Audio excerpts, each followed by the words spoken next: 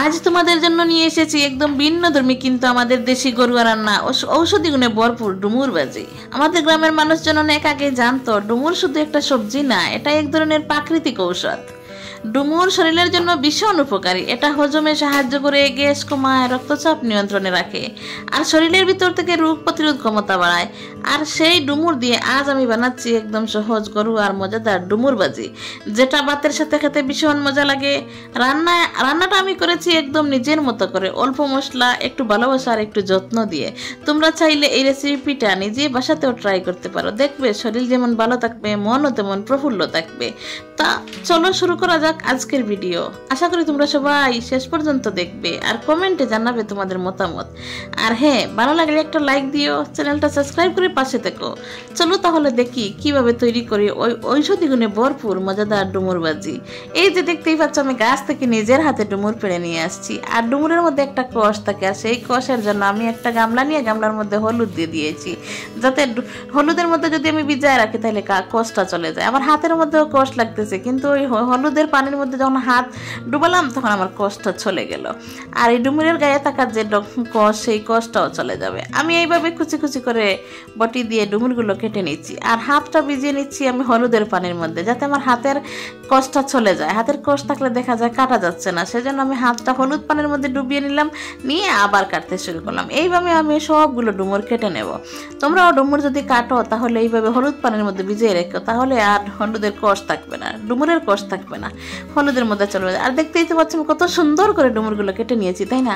আমি ডুমুর কাটাগুলো দেখালাম, কারণ হচ্ছে অনেক সময় ডুমুর কাটা কিভাবে আমরা একটু বুঝতে অসুবিধা হবে, সেজন্য আমি ডুমুর কিভাবে কাটেছি সেটাও দেখিয়ে দিলাম। এবার আমার বাকিগুলো ডুমুর আর লাগবে না। আমি এই কটা ডুমুর আমি এখন কেটে ধুয়ে পরিষ্কার করে নিয়ে এবার আমি রান্না করে চলে এসে একটা ফ্রাই প্যান বসিয়ে দিলাম। ফ্রাই প্যানটার মধ্যে তেল দিয়ে এবার আমি দিয়ে দেবো দুটো তেজপাতা, আর দিয়ে দিলাম কয়েকটা জিরা, শুকনো জিরা দিয়ে একটু ফোড়ন দিয়ে তারপর দিয়ে দিলাম কাঁচামরিচ, রসুন কুচি এবং পেঁয়াজ কুচি দিয়ে আমি ভালো করে মশলাটা ভেজে, মশলার মধ্যে আমি একটু লবণও দিয়ে দিলাম যাতে লবণটা তাড়াতাড়ি সিদ্ধ হয়ে যায়, পেঁয়াজটা তাড়াতাড়ি সিদ্ধ হয়ে যায়।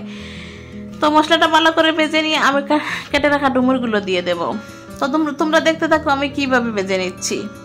ডুমুরে অনেক ঔষধি গুণ আছে, সে একটু ধৈর্য করে কষ্ট করে কেটে নিয়ে যদি তোমরা ডুমুর ভাজি করে খাও তাহলে অনেক রোগ থেকে তোমরা বাঁচতে পারবে। আমি অনেক সময় মাঝে মাঝে অনেকবার এনে খেয়েছি, কিন্তু কখনো শেয়ার করা হয় নাই, আজ প্রথম আমি শেয়ার করলাম তোমাদের সাথে। একটু লবণও দিয়ে দিলাম যাতে পেঁয়াজটা তাড়াতাড়ি সিদ্ধ হয়ে যায়। আর এবার আমি ধুয়ে কেটে রাখা ডুমুরগুলো আমি দিয়ে দিলাম, দিয়ে এবার ভালো করে নেড়ে ছেড়ে পেঁয়াজ, মরিচ, রসুন সব একসাথে মিশিয়ে ভালো করে মিশিয়ে নিয়ে তারপর একটা হলুদ দিয়ে দেব। হলুদ দিয়ে ঢাকনা দিয়ে ঢেকে রেখে দেবো।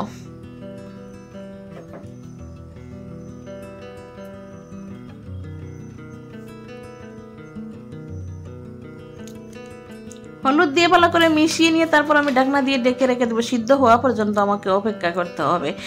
ডুমুর সিদ্ধ হতে একটুখানি সময় বেশি লাগে, তো চুলার আঁচটা কমিয়ে দিয়ে ঢাকনা দিয়ে ঢেকে দিলে তাড়াতাড়ি সিদ্ধ হয়ে যাবে।